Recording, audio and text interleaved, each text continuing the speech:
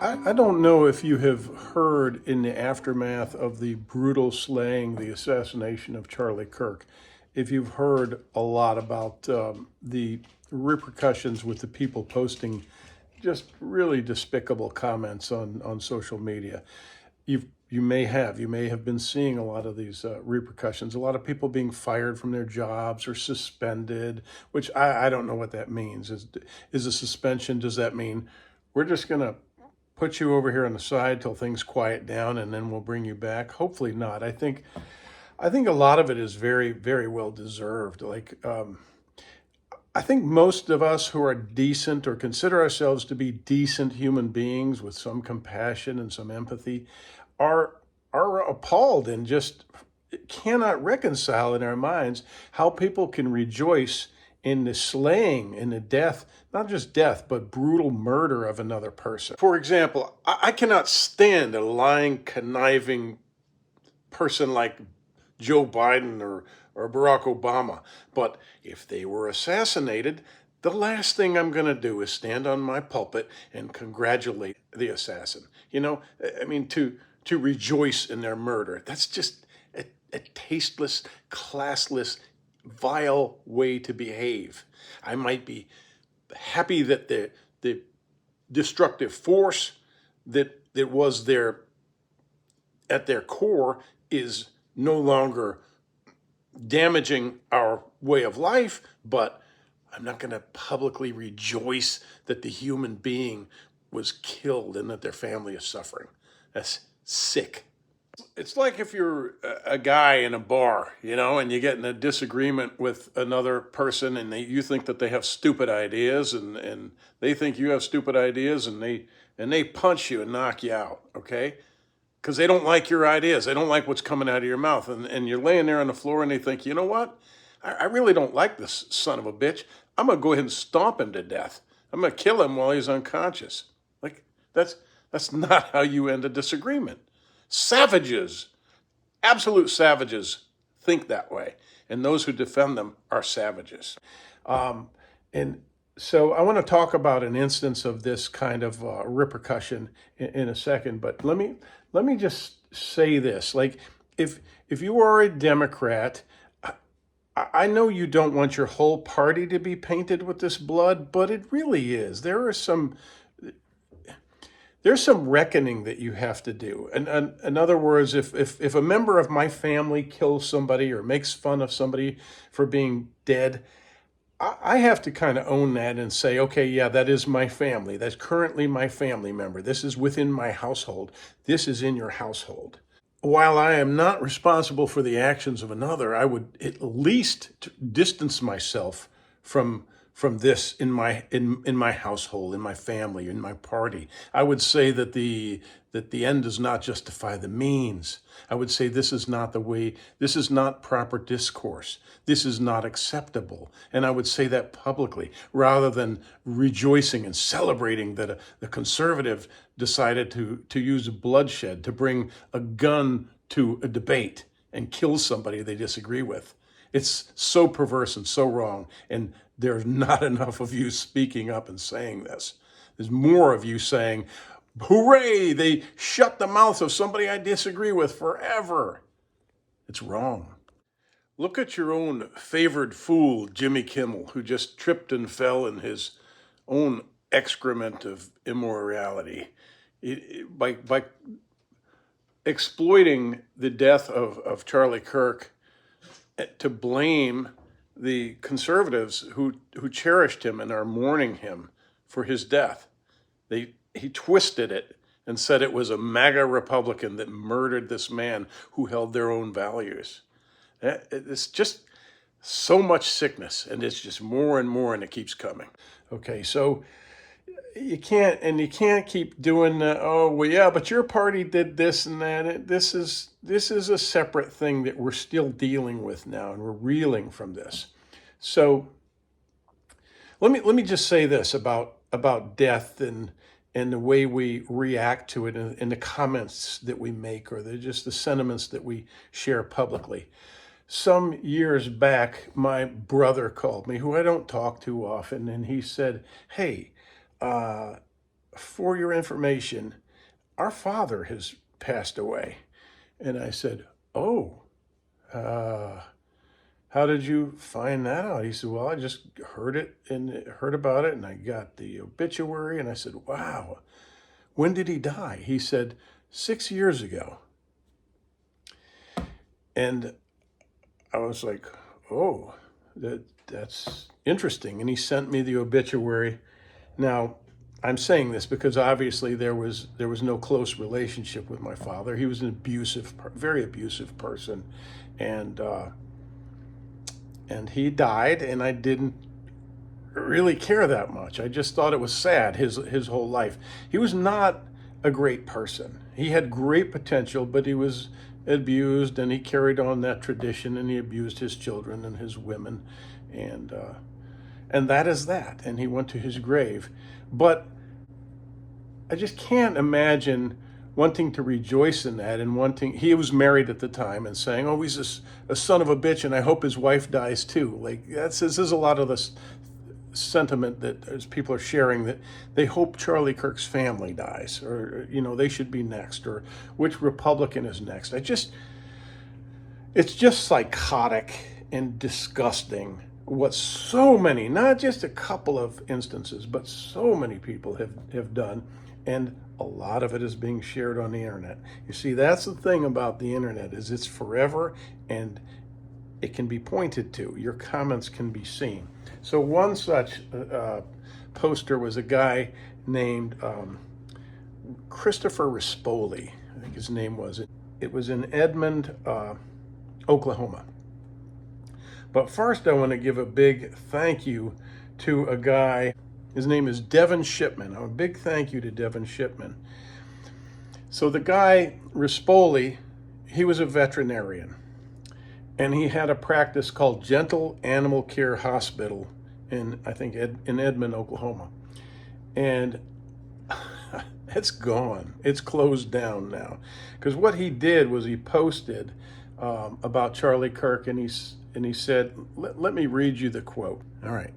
This Christopher Rispoli said, these are the words he posted on his Facebook. Now remember, this was not some hardened right-wing conservative figure who was calling for the extermination of a certain race or something like that. This was a commentator. This was a civilian. This was a young man with a bright future, a bright mind. He's a very loving young man. They tried to paint him a racist, but he clearly was not. He loved black people. He tried to uplift. He wanted to uplift the black communities, in fact, and he said so. And they painted him as a racist. They used things like his debate in which he was yelling at a guy named Cenk. And Cenk is a commentator of Turkish descent who is a very left-wing, obnoxious guy. And in this debate, when it became heated, Charlie was shouting across the room, "Cenk, Cenk!" And they took that and they said, this is what the left will do. They said he was yelling at a woman, calling her a chink. And that is how they painted him as a racist. And the idiots, like the movie stars and the pop stars, all jumped on board, because that's what they do. Whatever lies you feed them, they will regurgitate. Like Stephen King saying that Charlie Kirk advocated for the stoning of gays, when in fact you can see Charlie Kirk debating with homophobes, asking them why they think what gay people do with their lives is any of their business, and why they have such hate and vitriol towards them. If they are supporting open homosexuality. So I'm going to ask a very respectful question, as respectfully as I can. What does what they do in their private life concern you so much that you have to go up in front of a crowd? And it is against God. That is so. Let me ask you a question. Christian or not? Do we live in a theocracy? Yes or no? No. Do we live in a theocracy? You said you're a Christian. I am a Christian. And do you know what? And guess what? I will say this. Part of being a Christian, but also means to be long-suffering and patient and loving and kind. Jesus Christ talked to all people. Jesus Christ went and did his ministry through Judea and Samaria, and he had dinner with tax collectors, and he had dinner with prostitutes, and he did his ministry in every part of the Mediterranean. What it means to be a Christian, my friend, is to be open-minded but firm in your beliefs so you can have that belief. But if you say there's something inherently wrong with communicating or associating just because they make different personal decisions than you, sir, are not a conservative. Thanks for being here tonight. This was a young man filled with compassion and wisdom, and his arguments were becoming too salient. He was becoming too powerful as a voice convincing the young people of the hypocrisies and the lunacy of the left and how they really are destroying the country. And he could communicate it and explain to people what the alternative is.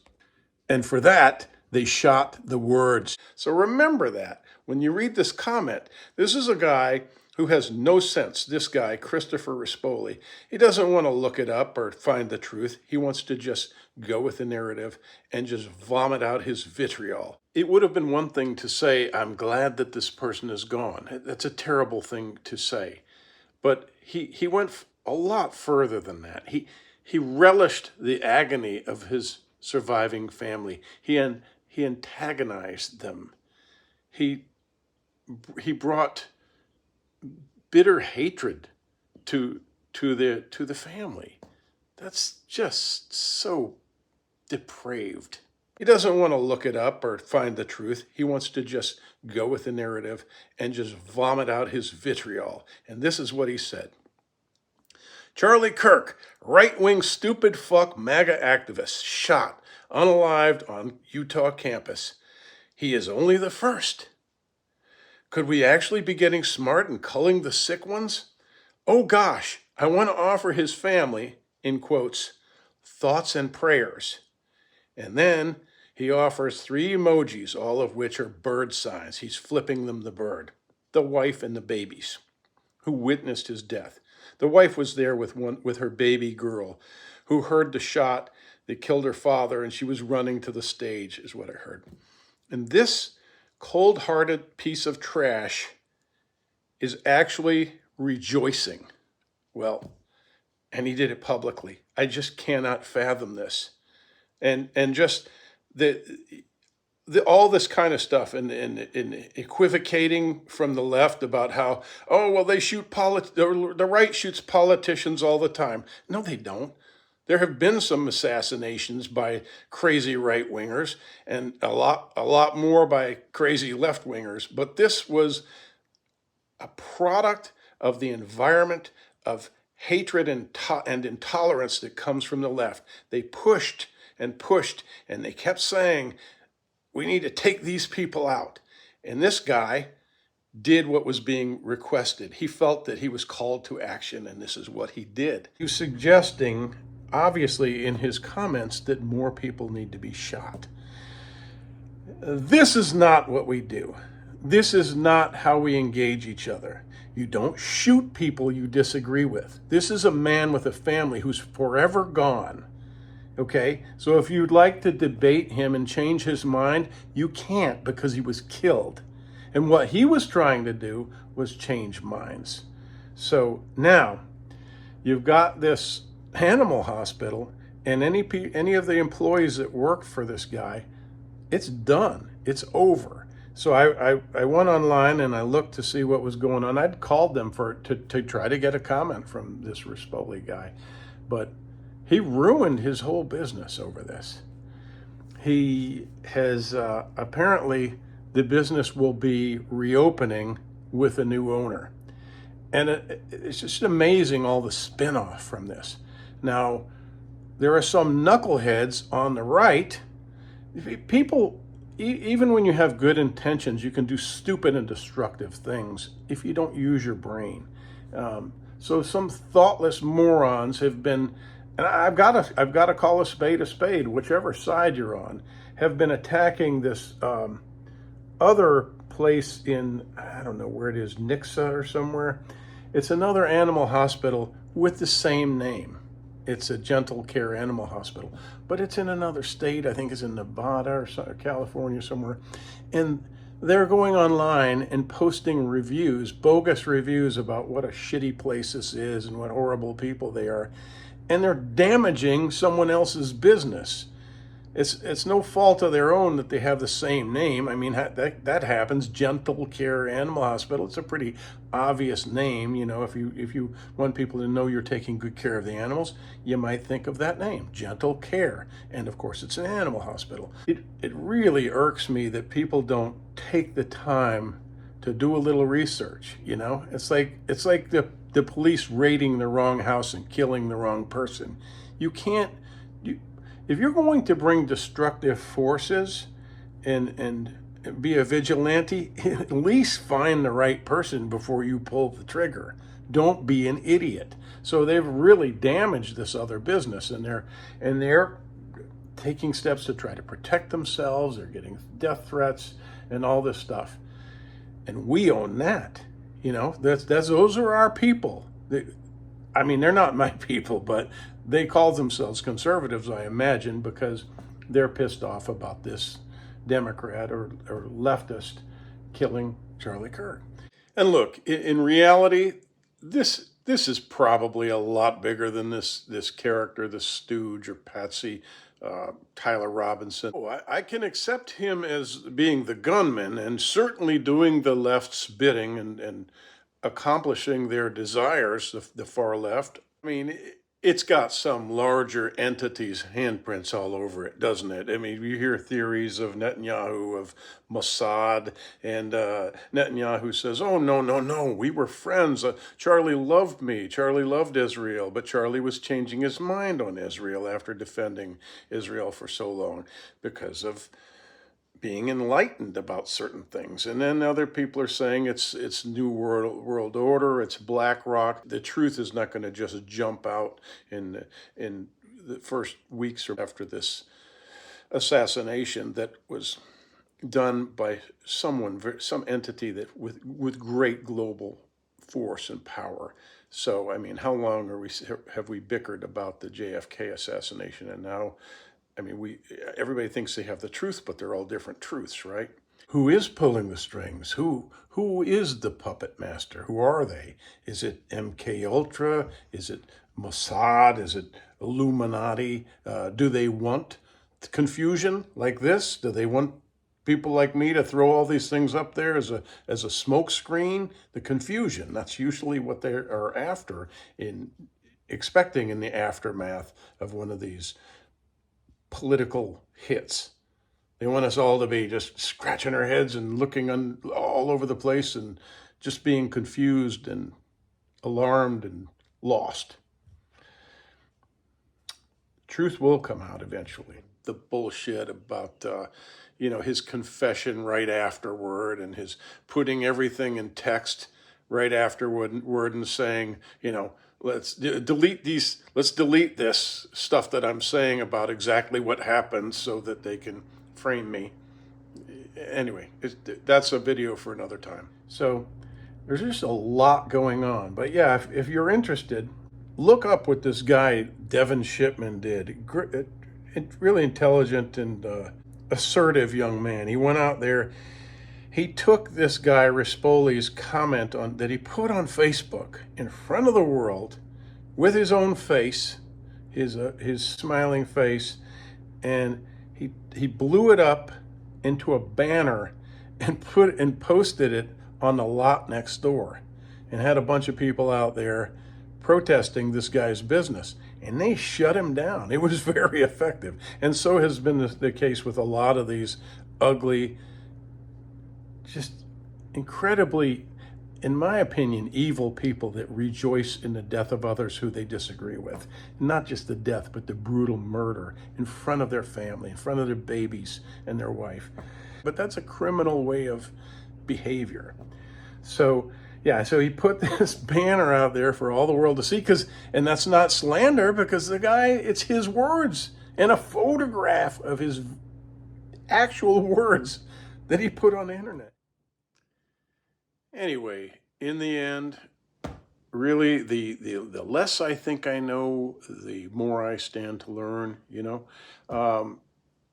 and hopefully we'll sort this all out. Us, citizens, the denizens of the internet and social media, we can sleuth this out and We've got to take control. We are the FBI, the CIA now. Let's occupy that. Let's figure it out. The government is not our nanny anymore. We are sovereign. We are free. So please share your theories, conspiracy, or whatever you want to share. I want to hear it in the comments, and let's talk about it. I'll bring more soon. Peace and love to all of you. Thanks for watching. Bye for now.